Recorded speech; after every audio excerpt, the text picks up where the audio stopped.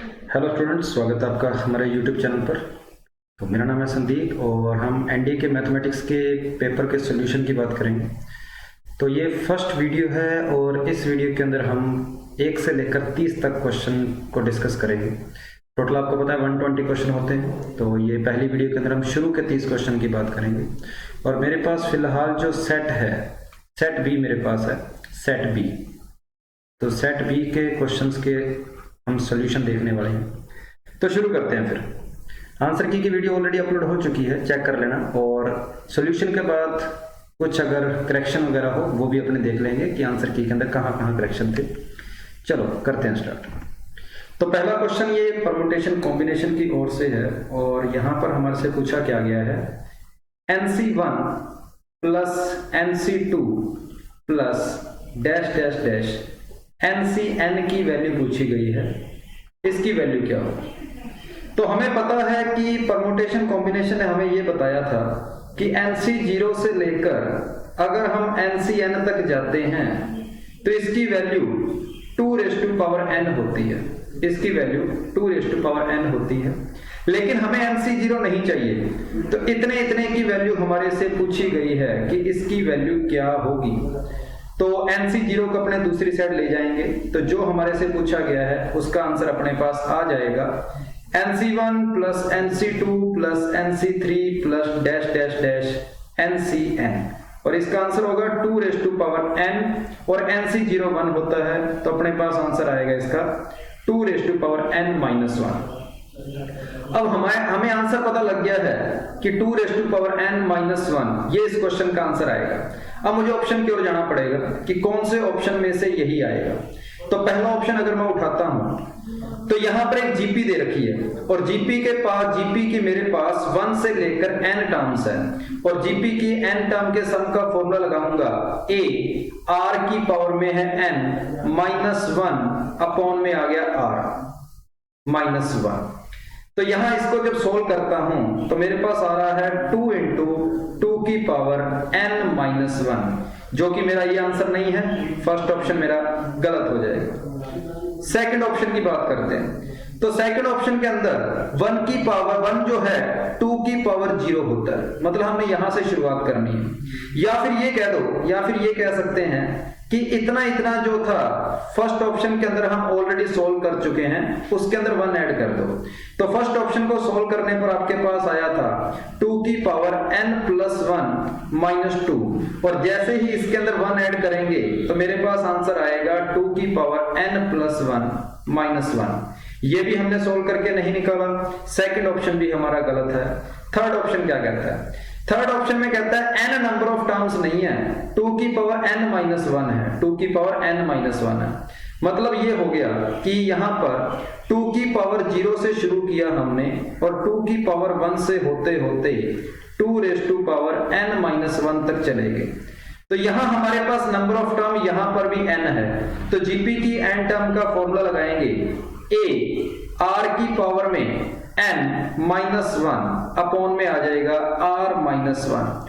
Number of term यहां भी n है क्योंकि 0 से शुरू होकर n-1 तक जा रहा है, तो नंबर ऑफ टर्म n बनेगी। तो इसको सोल्व करने पर आंसर आ रहा है 2n-1।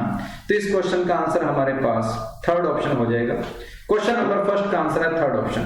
और ये क्वेश्चन आपके पास कहां से था? परम्यूटेशन एंड कॉम्बिनेशन का क्वेश्चन था, अलजेब्रा में से।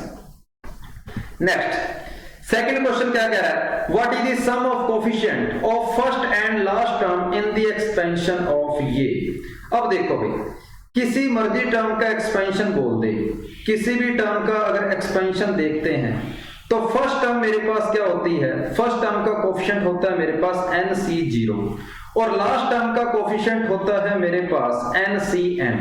बस यहां पर इस क्वेश्चन में n की जगह पर 2n दिया हुआ है, 2n। तो फर्स्ट टर्म का कोफिशिएंट हो जाएगा 2nC0 और लास्ट टर्म का कोफिशिएंट हो जाएगा 2nC2n। हमें पता है फर्स्ट टर्म का कोफिशिएंट भी हमेशा 1 होता है, लास्ट टर्म का कोफिशिएंट भी हमेशा 1 होता है। तो 1 + 1 इस क्वेश्चन का आंसर सेकंड ऑप्शन हो जाएगा।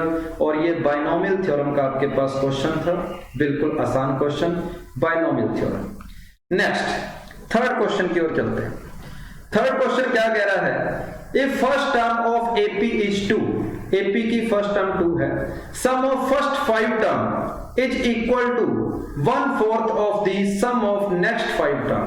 देखो भाई, ये टोटल मेरे पास पहली, दूसरी, तीसरी, चौथी और ये 5वीं टर्म है। उसके बाद ये 6 टर्म है, ये 7 टर्म है, ये 8th टर्म है, ये 9th टर्म है और ये मेरे पास 10th टर्म है। उसने बोला है कि शुरू की 5 टर्म का सम, शुरू की 5 टर्म का सम जो है ना, वो अगली 5 टर्म के सम का 1/4 है। मतलब ये कह सकते हैं कि इन सभी का सम अगर 1 बन रहा है तो इन सभी का सम कितना बनेगा, 4 बनेगा। यही बात बोली गई है।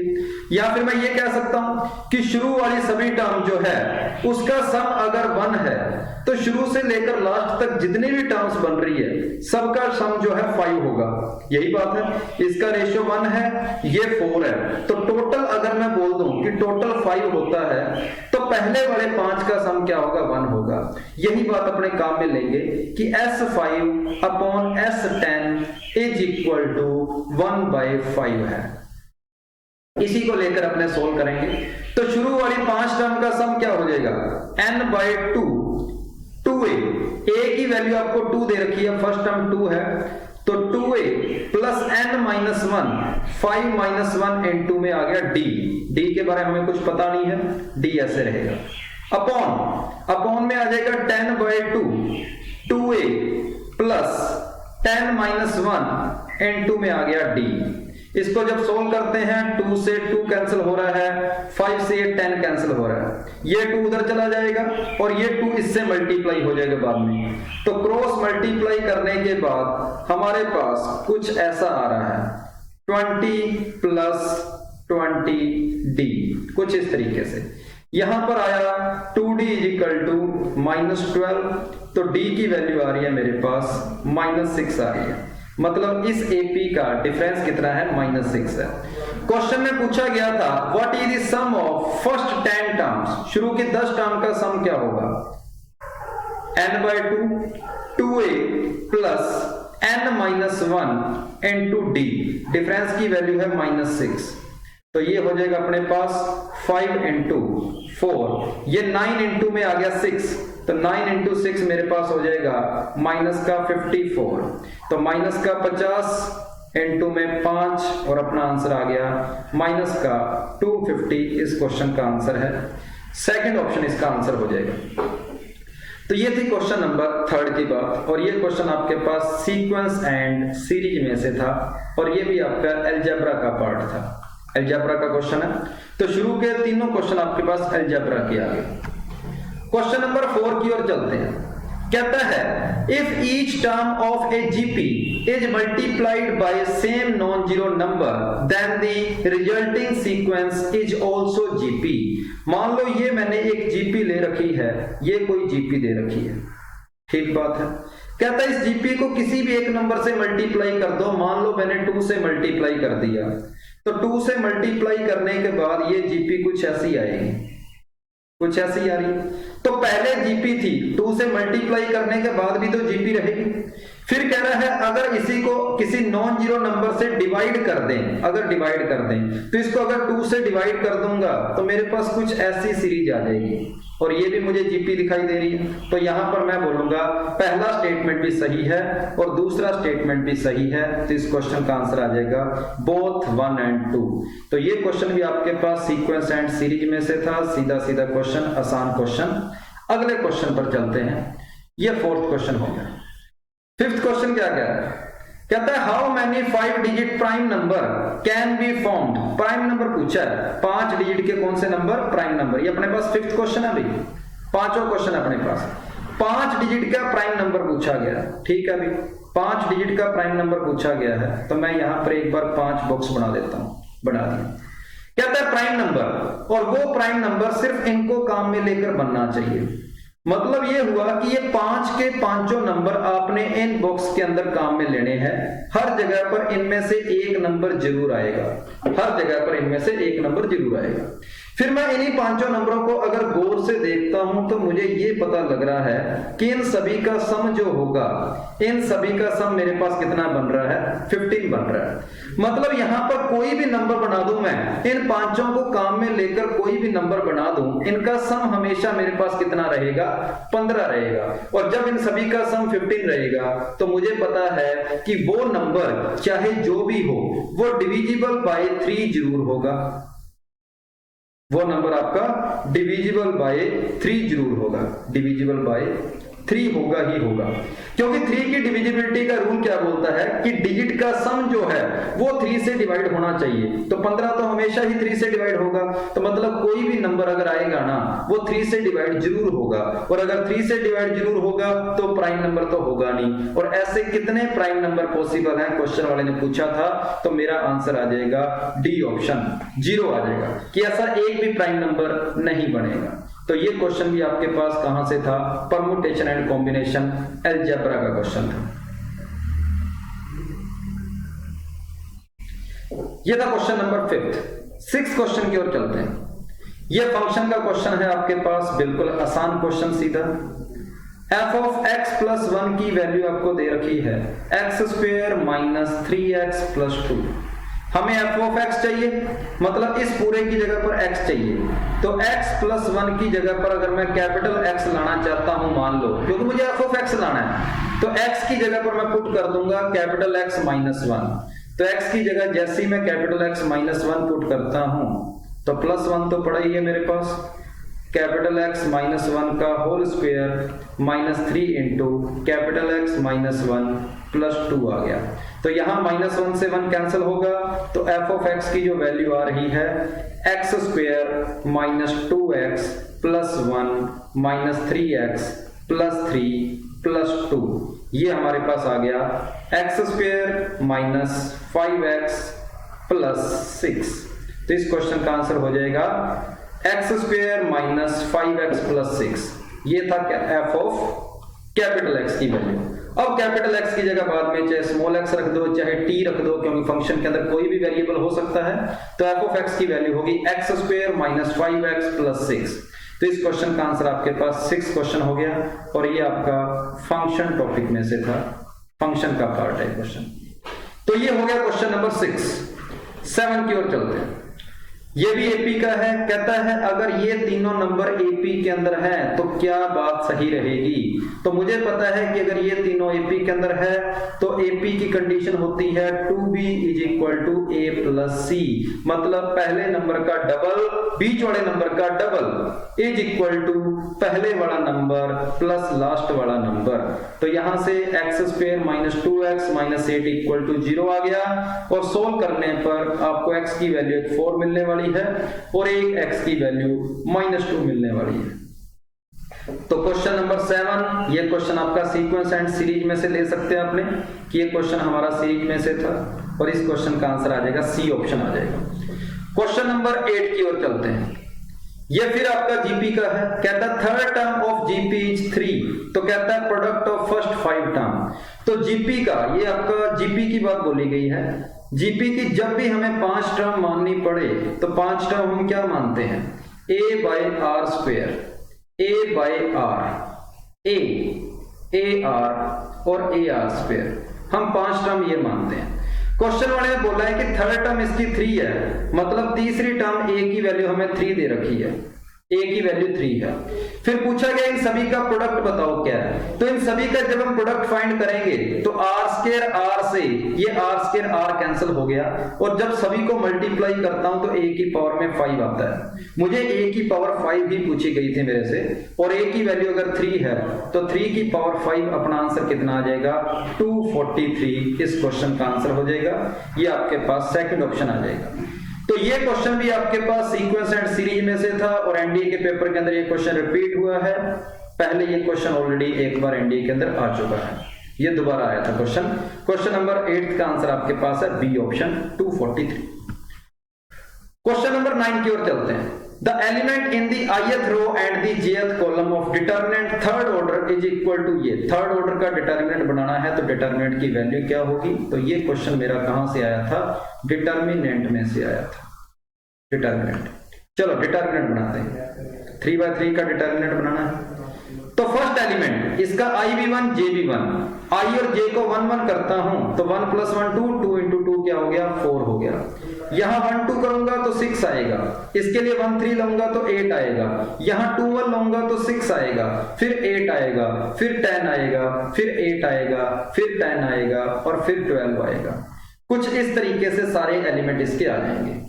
अब मैं ये देख रहा हूं कि सेकंड रो और थर्ड रो को अगर आपस में माइनस कर दूं, मतलब ऑपरेशन कुछ ऐसा लगा दूं कि रो 2 की जगह लिख दिया रो 2 - रो 1, और उसी तरीके से रो 3 की जगह मैं लिख दूं रो 3 - रो 2, तो ये दो ऑपरेशन लगाने पर मुझे इतना पता लग जाएगा कि थर्ड रो और सेकंड रो बिल्कुल एक जैसी बन रही है। और जब दो रो एक जैसी बनती है तो डिटर्मिनेंट की वैल्यू क्या आती है 0 आती है। तो क्वेश्चन नंबर 9 का आंसर अपने पास फर्स्ट ऑप्शन हो जाएगा। क्वेश्चन नंबर 9 का आंसर फर्स्ट ऑप्शन होगा। चेक कर लेना, ये दो ऑपरेशन लगाए हैं हमने। नहीं तो अगर आप इसको डायरेक्ट सोल्व भी करोगे आंसर तब भी आपके पास 0 ही आने वाला है। डिटर्मिनेंट का क्वेश्चन था। नेक्स्ट क्वेश्चन की ओर चलते हैं, क्वेश्चन नंबर 10। ये क्वेश्चन ये भी आपके पास डिटर्मिनेंट में से है। कहता है with the number 2 4 6 8 all the possible determinants with these 4 different elements are constructed, what is the sum of the values of all determinant। देखो भाई इन्हीं चारों को काम में लेकर डिटर्मिनेंट बनाना है, इन्हीं चारों को काम में लेकर डिटर्मिनेंट बनाना है, ठीक है। और उन सभी डिटर्मिनेंट की वैल्यू का सम पूछा गया क्या होगा। तो इन चारों को काम में लेकर 2/2 का मान लो मैंने एक डिटर्मिनेंट बना लिया, सही बात है, ये पहला डिटर्मिनेंट बना लिया। इसको सोल्व करने पर आंसर आ रहा है 16 - 24 जो कि बना -8 बन गया। अब इन्हीं दोनों रो को अगर इंटरचेंज करके एक मैं नया डिटर्मिनेंट बनाऊंगा तो आपको पता है जब दो रो या कॉलम आपस में इंटरचेंज कर दें तो डिटर्मिनेंट की वैल्यू में माइनस का फर्क आ जाता है, तो क्या आ जाएगा 8 आ जाएगा। उसी तरह आप इनको इंटरचेंज करके जितने भी डिटर्मिनेंट बनाओगे ना तो इस तरीके से पेयर के अंदर आंसर आएगा कि एक अगर नेगेटिव आया ना तो दूसरा पॉजिटिव आएगा इंटरचेंज करने पर। और जब सभी का सम करोगे तो दोनों पेयर एक दूसरे को 0 0 करते जाएंगे और सभी का आंसर आपके पास क्या आ जाएगा 0 आ जाएगा सभी का सम।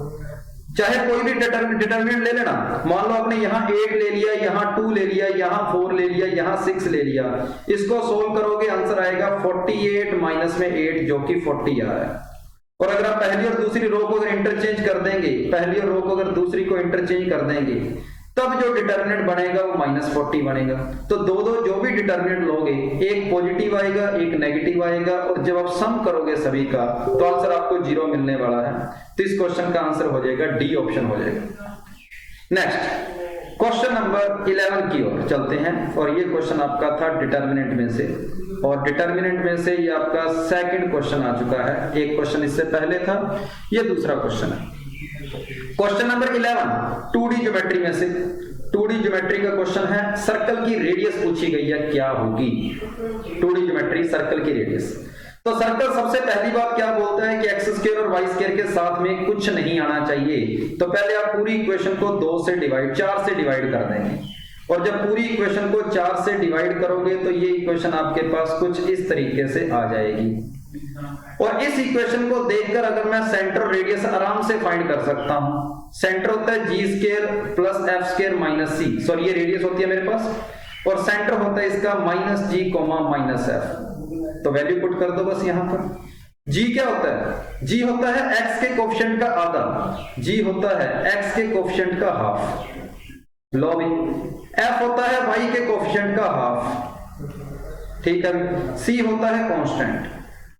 और इसको जब मैं सोल्व करता हूं तो मेरे पास देख लीजिए क्या आ रहा है, 4 अपॉन में आ गया, यहां आएगा 25 + 9 + 15, ये आ गया 49/4 और 49/4 का रूट आ गया 7/2 और 7/2 का मतलब आंसर हो गया 3.5 मिनट। तो इस सर्कल की रेडियस हो जाएगी 3.5 मिनट। उसके बाद क्वेश्चन नंबर, इसको एक बार देख लेना इस क्वेश्चन को आराम से। 3.5 यूनिट इसका आंसर है, बिल्कुल आसान क्वेश्चन था, मैंने ये फॉर्मूला लगाया था रेडियस का। 12th क्वेश्चन की ओर चलते हैं। ये पैरेललोग्राम के 3 आपके पास वर्टिसेस दिए गए हैं, 3 पैरेललोग्राम के 3 आपको वर्टिसेस दिए गए हैं कुछ इस तरीके से। पहला वर्टिसेज आपके पास -3,4 है, दूसरा वर्टिसेज 0,-4 है और तीसरा आपके पास 5,2 है और पूछा गया चौथा क्या होगा।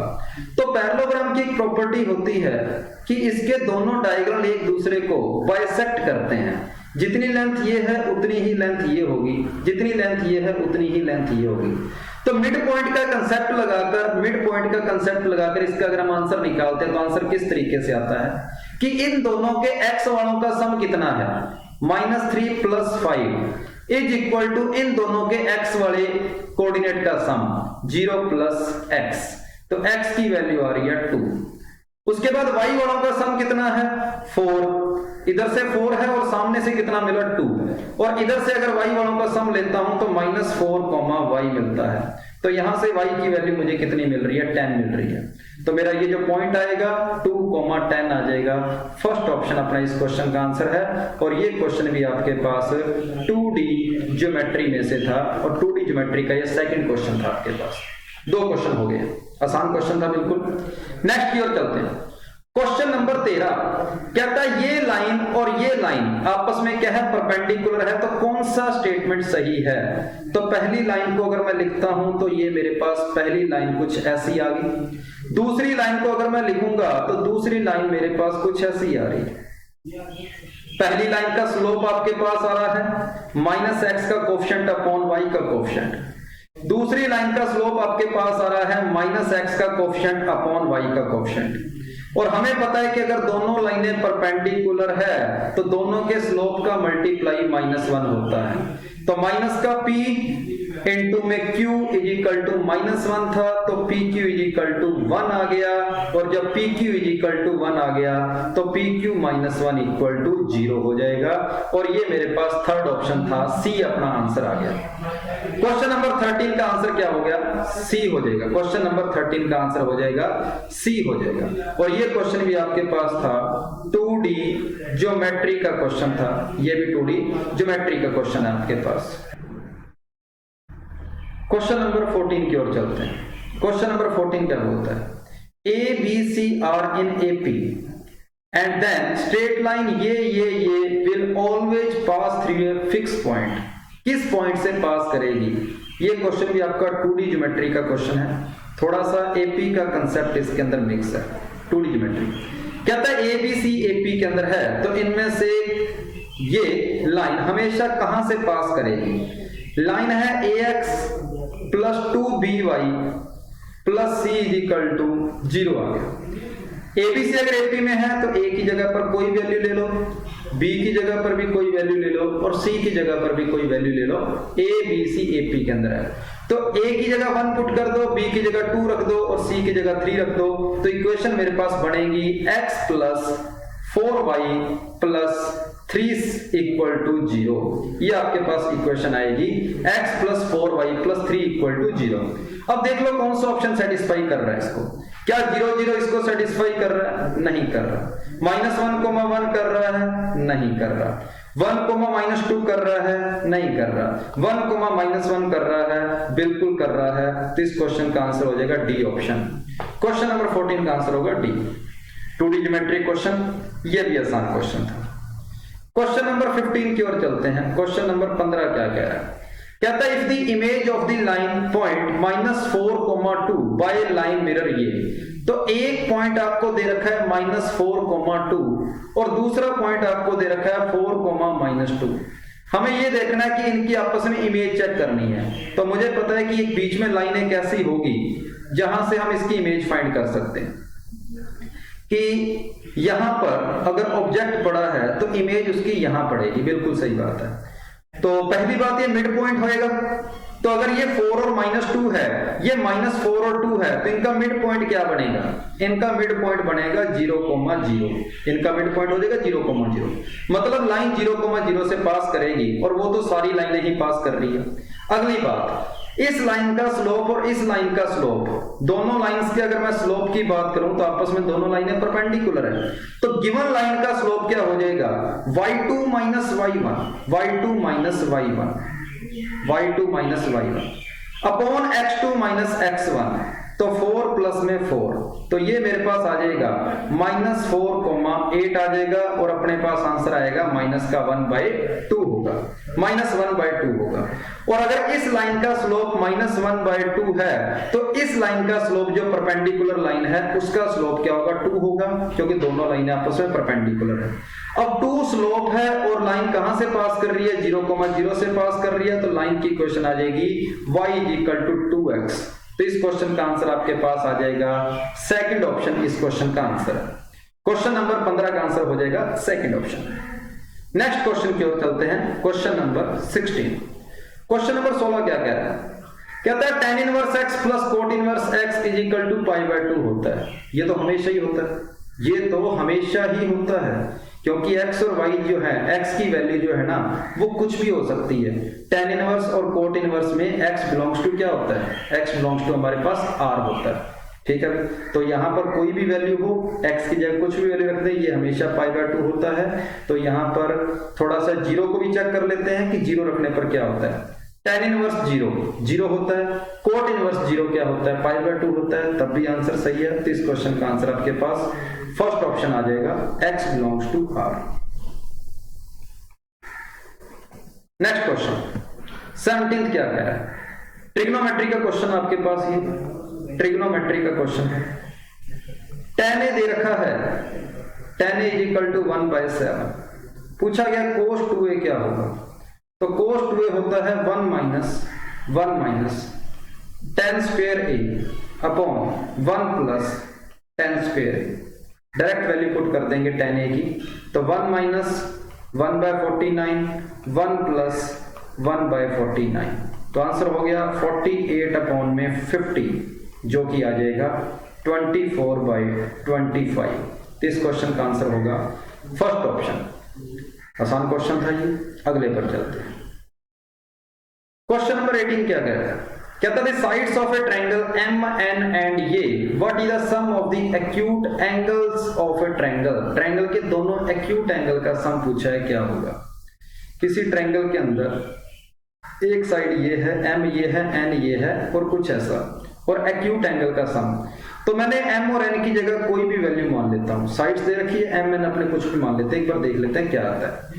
M की जगह 2 ले लिया मैंने और N की जगह पर मैंने 3 ले लिया, और M और N को जब 2 और 3 मैं यहां पर तीसरी साइड के अंदर रखता हूं, तो तीसरी साइड मेरे पास क्या आएगी, अंडर रूट के अंदर 4 + 9 + 6, और ये आ रही है अंडर रूट के अंदर 19 आ रही है। चेक कर लें एक बार, 2 का स्क्वायर 4 आएगा, 3 का स्क्वायर 9 आएगा, M × N 6 आएगा, √19।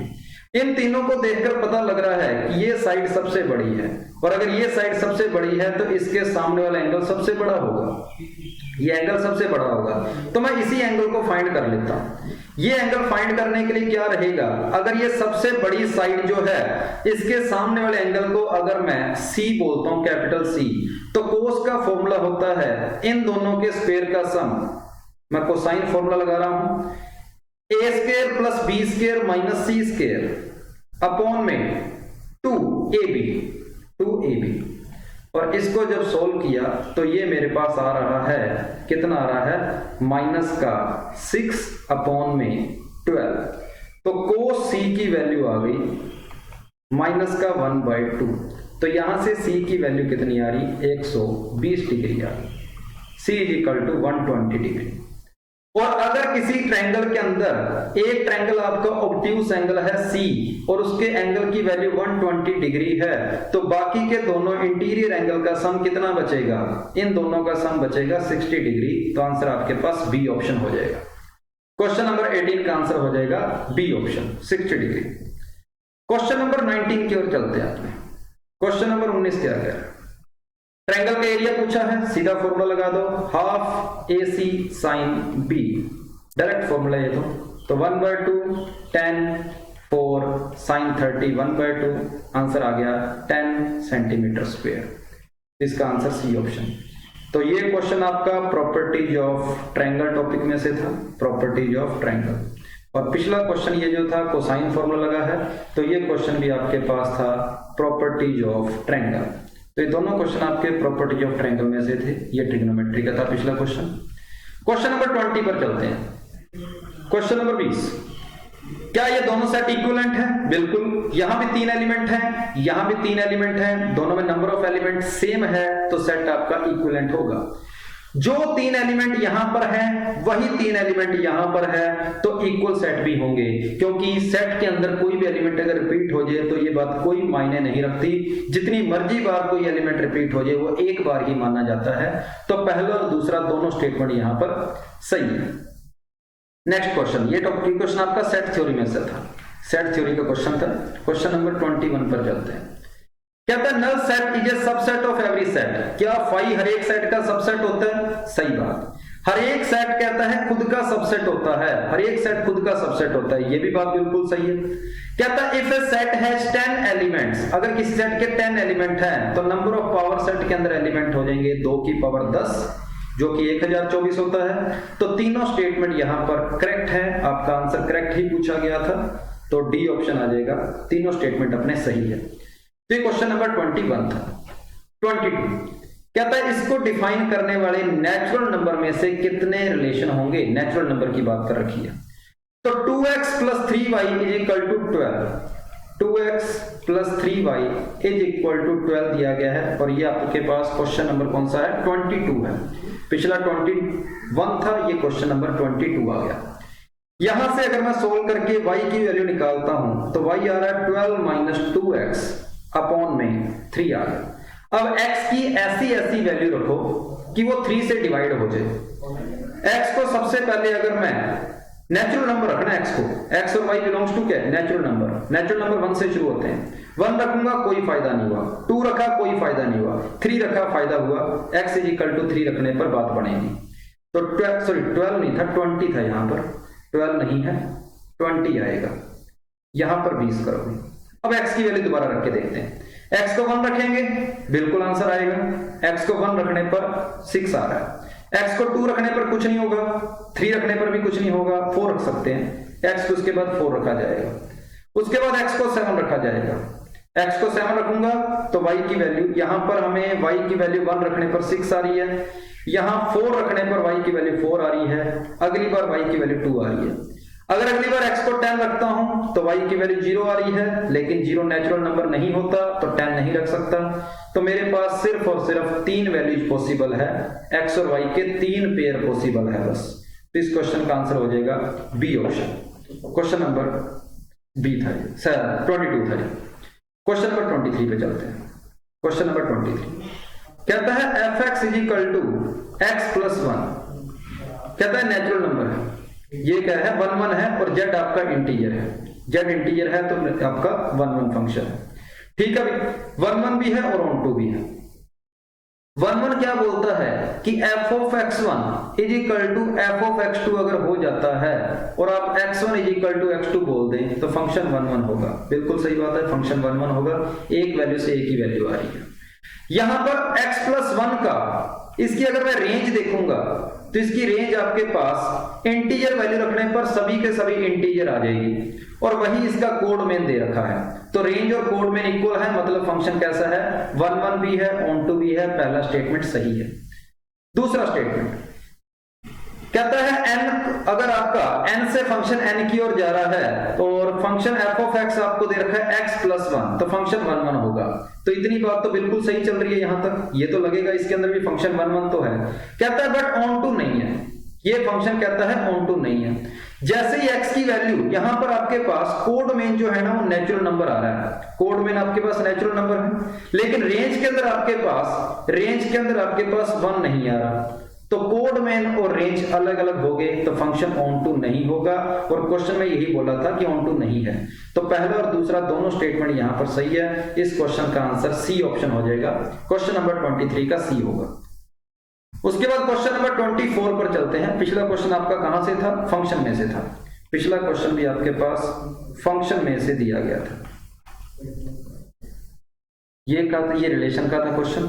क्वेश्चन नंबर 22 रिलेशन का था, और क्वेश्चन नंबर 23 फंक्शन का आ गया। क्वेश्चन नंबर 24 पे आ जाते हैं। ये डायरेक्ट प्रॉपर्टी आ गई कॉम्प्लेक्स नंबर के इनवर्स की, और मल्टीप्लिकेटिव इनवर्स है आपके पास, और एक साथ में क्या? कॉन्जुगेट। तो z की पावर -1 का bar is equal to z bar की पावर -1। ये सीधी सीधी प्रॉपर्टी है, होती है। जेड की जगह पर आप कोई भी फंक्शन लेकर, कोई भी कॉम्प्लेक्स नंबर लेकर, जैसे जेड इज इक्वल टू सिर्फ आपने आइटा ही ले लिया, आप इस प्रॉपर्टी को बिल्कुल प्रूव कर सकते हो। सही बात है, जेड की जगह आइटा आप दोनों साइड पुट करेंगे तो आपको सेम आंसर मिलने वाला है। सेकंड प्रॉपर्टी, किसी कॉम्प्लेक्स नंबर को उसके इनवर्स के साथ मल्टीप्लाई करेंगे तो मोड जेड का स्क्वायर थोड़ी आता है। किसी कॉम्प्लेक्स नंबर को उसके मल्टीप्लिकेटिव इनवर्स के साथ मल्टीप्लाई करोगे तो आंसर आपको 1 मिलता होता है, पर ये कह रहा है मोड जेड का स्क्वायर। सेकंड स्टेटमेंट गलत है, ओनली फर्स्ट स्टेटमेंट सही है। तो ये क्वेश्चन आपके पास कहां से था? कॉम्प्लेक्स नंबर के पास, कॉम्प्लेक्स नंबर का क्वेश्चन। किसी नंबर को उसके इनवर्स से मल्टीप्लाई करेंगे ना तो कैंसिल होके 1 आएगा। आना भी चाहिए, a प्लस आइटा b को मल्टीप्लाई कर रहे हो 1 upon a plus iota b से, तो ये कैंसिल होके 1 ही तो आएगा। इतनी सी बात है। क्वेश्चन नंबर 24 था कॉम्प्लेक्स नंबर से। 25 की बात करते हैं। क्वेश्चन नंबर 25, ये भी आपका कॉम्प्लेक्स नंबर में से है। क्वेश्चन क्या कह रहा है? The difference of z and its conjugate z minus z bar. कहता है इमेजिनरी नंबर होता है, बिल्कुल सही बात है। जेड माइनस जेड बार क्या आता है? इमेजिनरी पार्ट ऑफ जेड आता है, 2 into imaginary part of Z. फिर कहता है जेड प्लस जेड बार रियल नंबर आता है, बिल्कुल सही बात है। ये भी कॉम्प्लेक्स नंबर की डायरेक्ट प्रॉपर्टी होती है। दोनों स्टेटमेंट यहाँ पर सही है। जेड माइनस जेड बार होता है 2 into imaginary part of z, z plus z bar होता है 2 into real part of z. Question number 26 कहता है what is the modulus of complex number. ये कॉम्प्लेक्स नंबर आपको दे रखा है आइटा की पावर 2n प्लस 1 और फिर है माइनस आइटा की पावर 2n माइनस 1। n क्या है? कोई भी इंटीजर है, n एक नेचुरल नंबर है, तो n की जगह पर मैं 1 पुट कर देता हूं।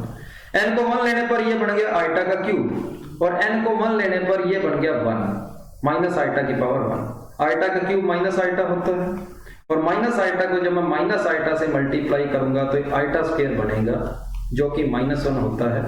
तो इस क्वेश्चन का आंसर आपके पास फर्स्ट ऑप्शन आ जाएगा। चेक कर लेते हैं एक बार। n को 1 रखा तो 3 आएगा, n को 1 रखा तो 1 आएगा। आइटा क्यूब माइनस आइटा होता है, माइनस आइटा की पावर 1 माइनस आइटा होता है, माइनस से माइनस कैंसिल, बिल्कुल सही है। कॉम्प्लेक्स नंबर का क्वेश्चन है, ये लगातार तीसरा क्वेश्चन आपके पास कॉम्प्लेक्स नंबर में से है, पर इसका आंसर आपके पास फर्स्ट ऑप्शन आ जाएगा। क्वेश्चन नंबर 27 क्वाड्रेटिक इक्वेशन का क्वेश्चन आ रहा है आपके पास। इक्वेशन का क्वेश्चन है। इक्वेशन अल्फा बीटा इस इक्वेशन के रूट है। अगर अल्फा इस इक्वेशन के रूट है तो मुझे पता है alpha plus beta is equal to minus का 2/4 होगा, मतलब माइनस का 1/2 होगा। और अल्फा इंटू बीटा भी मुझे पता है c/a होता है, तो माइनस 1/4 होगा। अल्फा अगर इस इक्वेशन का रूट है तो अल्फा इस इक्वेशन को सेटिस्फाई करेगा, तो x की जगह पर मैंने अल्फा पुट कर दिया। अब मैंने ये देखा कि इक्वेशन के अंदर हमें हर एक ऑप्शन कह रहा है कि अल्फा स्क्वायर चाहिए, तो अल्फा स्क्वायर आ गया। अब क्वेश्चन वाले को बीटा और चाहिए। अब बीटा कहां से लेके आए? बीटा मैं यहां से लेके आऊंगा पहली इक्वेशन से। ये 2 को जब मैं उधर मल्टीप्लाई कर देता हूं तो मेरे पास आता है 2 alpha plus 2 beta is equal to -1। ये -1 की वैल्यू उठाकर, ये -1 की वैल्यू उठाकर मैं यहां पर पुट कर देता हूं। ये माइनस अभी प्लस नहीं है, इस +1 की जगह -1 करना। इसको थोड़ा सा मैं इरेज करता हूं, यहां इसको -1 आएगा क्योंकि क्वेश्चन के अंदर हमें माइनस दिया हुआ है। ठीक है, तो 2 अल्फा -1, तो -1 की जगह पर जब ये वैल्यू पुट कर रहा हूं तो 4 alpha square plus 2 alpha plus 2 alpha plus 2 beta equal to 0 आ गया। 2 से पूरी इक्वेशन को डिवाइड करूंगा तो 2 alpha square plus alpha plus beta equal to 0। और यहां से जब मैं सोल्व करता हूं तो बीटा की वैल्यू मेरे पास आ रही है माइनस का 2 अल्फा स्क्वायर माइनस का 2 अल्फा, तो beta is equal to minus का 2 अल्फा स्क्वायर माइनस 2 अल्फा। 27 का आंसर आ जाएगा फर्स्ट ऑप्शन। 28 पर चलते हैं। कहता है दोनों रूट एक दूसरे के रेसिप्रोकल हैं और ये क्वेश्चन भी आपका इक्वेशन में से है। और जब हमें पता है कि एक रूट दूसरे रूट का रेसिप्रोकल होता है तो अल्फा इंटू बीटा आपके पास c/a होता है और c और a की वैल्यू बराबर होती है, तो मैं बोलूंगा कि 5 और k आपस में क्या होंगे? इक्वल होंगे। जब एक रूट दूसरे रूट का रेसिप्रोकल होता है तो हमें पता है कि दोनों रूट क्या होते हैं? दोनों रूट का प्रोडक्ट c/a होता है। अल्फा से अल्फा कैंसिल हो गया तो a की वैल्यू आपके c के इक्वल आ जाती है। यहां से पता लगा आंसर क्या हो जाएगा? c हो जाएगा 5। क्वेश्चन नंबर 29, परमुटेशन कॉम्बिनेशन का फिर क्वेश्चन आ गया आपके पास अलजेब्रा में से। कहता है how many way can a team of 5 player चाहिए, 8 में से चुनने हैं और एक प्लेयर को नहीं चुनना। तो जो 8 प्लेयर थे उनमें से एक को तो मैंने चुना ही नहीं, पीछे बचे कितने 7, और उन 7 बंदों में से मुझे 5 बंदों को चुनना है। 7C5 आंसर हो जाएगा 7 × 6/2 21। तो क्वेश्चन नंबर 29 का आंसर होगा सी ऑप्शन 21। तो लास्ट क्वेश्चन है मेरे पास क्वेश्चन नंबर 30 जो कि बायनोमियल थ्योरम में से है, बायनोमियल का क्वेश्चन है। What is the coefficient of the middle term, middle term का कोएफिशिएंट पूछा है। तो पहले तो मैं इसको सोल्व करता हूं। 1 + 4x + 4x², ये देखने पर पता लग रहा है 1 + 2x का होल स्क्वायर है, और इस होल स्क्वायर की पावर आपके पास कितनी है 5 है। तो ये बनेगा 1 + 2x की पावर 10। इसकी मिडिल टर्म क्या होगी, इसकी मिडिल टर्म होगी 10C5 1 की पावर 10 - 5 × 2x की पावर 5, ये इसकी मिडिल टर्म हो जाएगी। तो इसका कोएफिशिएंट क्या बनेगा, पहले तो 10C5 देखते हैं। 10C5 होगा 10 × 9 × 8 × 7 × 6 अपॉन 5 × 4 × 3 × 2 × 1 इंटू कोएफिशिएंट यहां पर 2 की पावर 5 भी आएगा। तो 2 की पावर 5 कितना होता है 64 होता है, ठीक है। 2 की पावर 5 मेरे पास होता है 64 होता है, ठीक है। इसको देखते हैं क्या बनता है। 5 × 2 10 हो गया, 4 से इसको काटा 2 बार, 6 से इसको काटा 3 बार, तो ये क्या बनेगा, ये हो गया 9 × 7 63 हो गया, और 63 × 3 189 हो गया, और 189 को मल्टीप्लाई हमने करना है 128 से। सही बात है, चेक करने एक बार। 10C5 को लिखूंगा 10 × 9 × 8 × 7 × 6 5 4 3 2 1, सही बात है। और 2 की पावर मेरे पास बनेगी 5, और 2 की पावर 5 64 नहीं होता 32 होता है, यहाँ हम गड़बड़ कर रहे हैं। तो ये हो गया 9 × 7 63, 63 × 3 189, 189 को मल्टीप्लाई करना है 64 से। तो 189 को 64 से मल्टीप्लाई कर दो, आंसर आ जाएगा। तो ये हो जाएगा 9 × 4 36, 3 बचा, 8 × 32 और 3 35 का 3 बचा, 4 और 3 7, ये आ जाएगा 9 × 6 54, 5 बचा, 8 × 6 48 और 5 53, फिर 5 बचा, 6 और 5 11। तो यहाँ पर मेरे पास आंसर फिलहाल काफी बड़ा आ रहा है, 12,096 आ रहा है। कुछ गड़बड़ करिए, चेक करते हैं एक बार। ये 1 + 2x का स्क्वायर आ जाएगा, कुछ ऐसा हो गया, पावर 5 होगी, 1 + 2x की पावर 10 के इक्वल आएगा। सही किया है हमने। तो मिडिल टर्म आपके पास टोटल 11 टर्म होगी, और मिडिल टर्म कौन सी होगी 6 होगी, 6 का 5 आएगा, 10C5 सही है, 2x की पावर 5 सही है, 1 की पावर 10 - 5 ठीक है। कोएफिशिएंट पूछा गया क्या होगा, तो यहाँ पर 5 4 3 2 1 5 4 10 9 8 7 6 5 4 3 2, 5 से काटा, 5 और 2 ने मिलकर 10 को काट दिया, 4 ने 2 बना दिया, 3, अरे 3 ने यहाँ पर 3 गलत है, 3 से 6 को जब काटेंगे तो 2 आएगा, ये गड़बड़ होगी भाई। चलो इसको गलत है, फिर करते हैं। तो 9 × 7 63 हो गया, और 63 को मल्टीप्लाई करना है हमने किससे 128 से। तो 63 को मल्टीप्लाई करना है 128 से, और इसको अगर आप सोल्व करोगे तो 8 और 3 का कितना बच गया, 8 3 24, और लास्ट में 4 से पता लग रहा है इस क्वेश्चन का आंसर जो होगा 8064 होगा। तो यहाँ पर हमने कैंसिल करने में थोड़ी सी गलती कर दी थी, तो इस क्वेश्चन का आंसर 8064 होगा। तो ये थी हमारी फर्स्ट क्लास, और इसके अंदर हमने 1 से लेकर 30 तक क्वेश्चन सोल्व किए हैं, और नेक्स्ट क्लास में अपने करेंगे 31 से लेकर 60 तक। तो थैंक यू स्टूडेंट्स, जय हिंद सभी।